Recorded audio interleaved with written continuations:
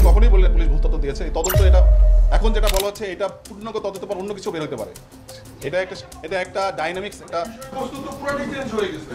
বিষয়বস্তু কিন্তু পুরোটাই চেঞ্জ হয়ে গেছে। আমি আপনাদেরকে স্পষ্ট করে বলতে চাই, র্যাবের এই তদন্তে যদি কোনো গাফিলতি থাকে এবং কোনো ধরনের যদি আমাদের তথ্যগত বা প্রক্রিয়াগত কোনো ধরনের ভুল থাকে এবং এই প্রক্রিয়ার সাথে যদি কেউ দায়ী হয় তার বিরুদ্ধে যথাযথ ব্যবস্থা গ্রহণ করা হবে। বগুড়ার একটা রিলেভেন্ট ইস্যুতে কথা বলতে চাই।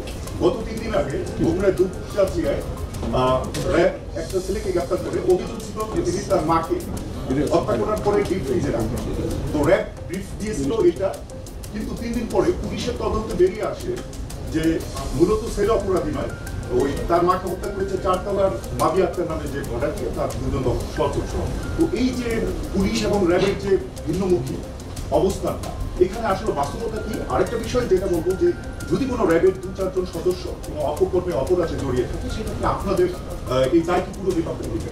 প্রথমত হচ্ছে যে আপনি যেটা বললেন বগুড়ার দুপচাচিয়ার যে বিষয়টি, সেখানে মূলত এই ছেলের দেওয়া জবানবন্দি অনুযায়ী কিন্তু আমরা কাজ করেছি এবং তার স্পষ্ট জবানবন্দি ভিডিও ফুটেজ সহ আমাদের কাছে আছে। তিনি যখন কথা বলছিলেন এবং তিনি যখন এই জবানবন্দি দিচ্ছিলেন আমাদের কাছে, তার পাশের রুমে তার আত্মীয় স্বজন ছিল। ইভেন তাকে যখন আমাদের ক্যাম্পেও নিয়ে আসা হয় তখনও তার আত্মীয় স্বজন আমাদের সাথে, আমাদের টিমের সাথে আমাদের ক্যাম্পে আসে। এরপরও তদন্তের স্বার্থে তদন্তে বিভিন্নতা থাকতে পারে, তদন্ত বিভিন্নতার মোড় হয়।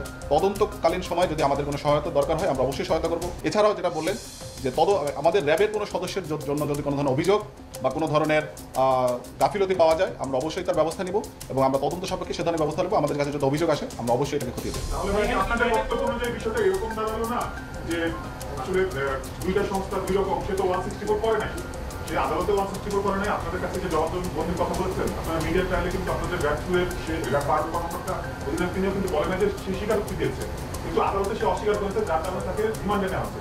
তাহলে কি বিষয়টা এমন হলো না যে এখনো এই হত্যাকাণ্ড নিয়ে পুরো বিষয়টা ধোঁয়াশায় রয়ে গেল?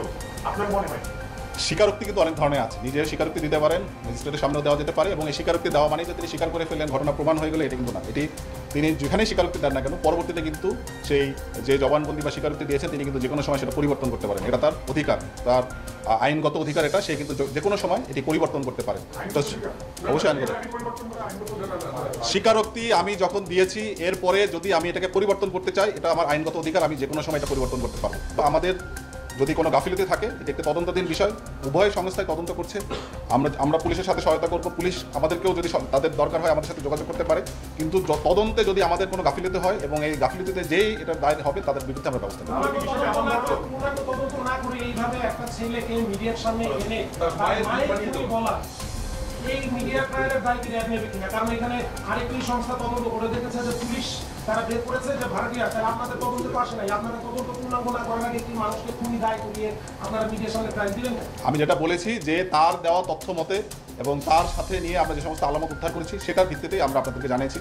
মিডিয়া ব্রিফিংটা কিন্তু মূলত একটা সামাজিক সচেতনতামূলক কাজ, একটা প্রিভেন্টিভ মেজার্সের একটা অংশ হিসেবে নিবারণমূলক যে কাজ, মানুষ যাতে এখান থেকে শিক্ষা নেয় এবং আমাদের যে অপরাধমূলক কার্যক্রম আছে সেখান থেকে আমরা যাতে সচেতন হই, এটাই কিন্তু একটা উদ্দেশ্য। এটা কিন্তু অন্য কোনো উদ্দেশ্য না। এর মানুষকে সচেতন করা এবং নিবারণমূলক যে কার্যক্রম তারই অংশ হিসেবে মূলত আমরা এটাকে কাজ করি। আপনি কখনোই বললেন পুলিশ ভুল তথ্য দিয়েছে। এই তদন্ত এটা এখন যেটা বলা হচ্ছে এটা পূর্ণাঙ্গ তদন্ত পর অন্য কিছু বের হতে পারে। এটা একটা ডাইনামিক্স একটা বস্তু তো পুরোটাই চেঞ্জ হয়ে গেছে। বিষয়বস্তু কিন্তু পুরোটাই চেঞ্জ হয়ে গেছে। আমি আপনাদেরকে স্পষ্ট করে বলতে চাই, র্যাবের এই তদন্তে যদি কোনো গাফিলতি থাকে এবং কোনো ধরনের যদি আমাদের তথ্যগত বা প্রক্রিয়াগত কোনো ধরনের ভুল থাকে এবং এই প্রক্রিয়ার সাথে যদি কেউ দায়ী হয়